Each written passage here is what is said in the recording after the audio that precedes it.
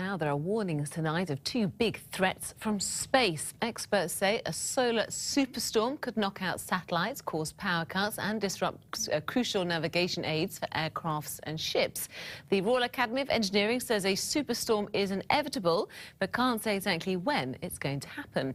Meanwhile, the American Space Agency NASA says a 50-metre-long asteroid is about to pass closer to Earth than any other identified flying object since records began. The asteroid will get within 17,000 miles from the Earth's surface and will be 5,000 miles closer than satellites orbiting the planet. NASA scientists say it'll pass Earth next Friday, but there's no chance of it hitting us, thankfully. Well, I'm joined now by the astronomer Mark Thompson, who's a presenter on BBC Two's Stargazing Live. Mark, it's great to have you on the programme tonight. Are you as confident as NASA that it's not going to hit us? Absolutely. We know about this object, this asteroid. It's called 2012 DA14, quite a catchy name. We've known about it for a while, and we're able to plot exactly where it's going to go. So we're confident that it's not going to hit, but it is going to get really quite close.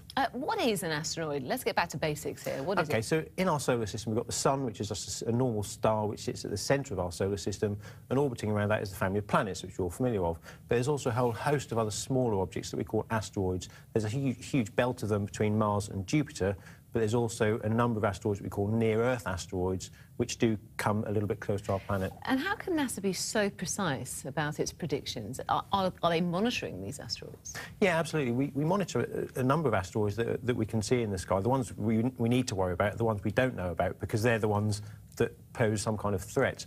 But we do monitor them over many, many years, and because we understand how gravity works, we can understand exactly where they're going to go. Because others have hit, haven't they? I think the last one was in Russia back at the beginning of the 19th century, and it had devastating consequences, didn't it? It did, and it was actually thought that the asteroid that hit in Russia, in Tunguska, was probably very similar size. There was the Barringer crater in Arizona is also thought to be caused by an asteroid about 50 metres across. So, absolutely, if something like that hits the Earth, then it's going to produce a big dent. What would happen?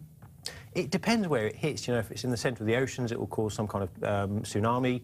If it's in the centre of a desert, then it will throw up a lot of material into the atmosphere. And a city. I mean, it could take out something like London, couldn't it? Absolutely. I mean, the Barringer crater is about 200 metres across, so you can imagine a crater that size in central London. It will cause a huge amount of devastation. I have to say the chance of it hitting is pretty small. It's not going to. We know it's not going to hit us. But in the future. But, yeah. I mean, are there defence systems getting prepared? So, no, right. The best we can hope for is Bruce Willis. I mean, you know, that was a great film.